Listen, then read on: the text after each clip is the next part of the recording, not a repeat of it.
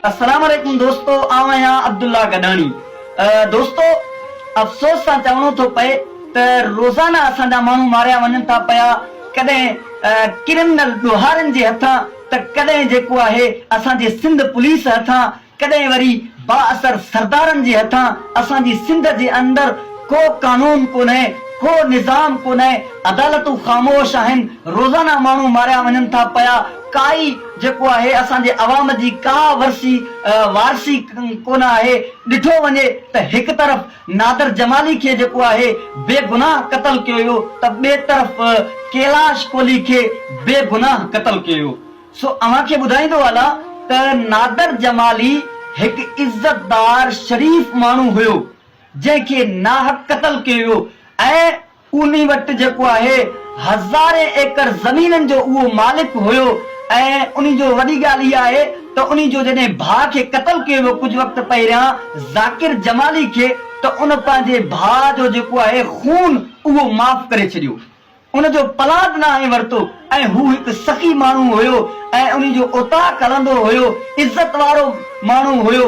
सॼी सिंध ऐं दादूअ जे अंदरि एहतिजाज कयो वियो, सॼी सिंध उन जे लाइ एहतिजाज जे लाइ मैदान ते आहे, लेकिन उन जो को ॾोह कोन हुयो।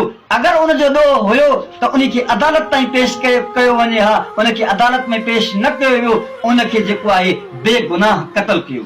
अगरि हू ॾोहारी हुजे हा, क्रिमिनल हुजे हा, जेकॾहिं उहो ॾोहारी हुजे हा त उहो पंहिंजे भाउ ज़ाकिर जमाली जो पलांद वठे हा, त मालूम थियो त हू ॾोहारी कोन हुयो, क्रिमिनल कोन हुयो, उन खे नाहक क़तल कयो। दर हक़ीक़त एसएसपी दादू अमीर जेको आहे सऊद मगसी ऐं एसएचओ बेनज़ीर जमाली उन खे गिरफ़्तार करे, उन खे ॿिन्ही टंगनि में गोलियूं हणी करे, उन खे कूड़ो मुक़ाबिलो ॼाणे उन खे नाहक क़तल कयो। उन जो को ॾोह कोन हुयो। ऐं ॿिए तरफ़ ॾिठो वञे त बदीन में तलहार भर सां ॻोठ पीरू लाशारी में कैलाश कोहली खे बेगुनाह हिकु बाअसर ज़मींदार सरफराज़ निज़ामानी उन खे क़तल कयो। सो असां अपील था कयूं आला अमलदारनि खां त ख़ुदा रा ही जेकी खून रेज़ी आहे असांजी सिंध जे अंदरि, जेका रोज़ाना माण्हू मारिया वञनि था पिया, इन्हनि खे बंदि कयो वञे, ग़रीब माण्हुनि सां इंसाफ़ कयो वञे। सो असां आला अमलदारनि खां अपील था कयूं त नादर जमाली मज़लूम नादर जमाली सां जेको आहे उन जे खून सां इंसाफ़ कयो वञे ऐं कैलाश कोहली जे खून सां इंसाफ़ कयो वञे।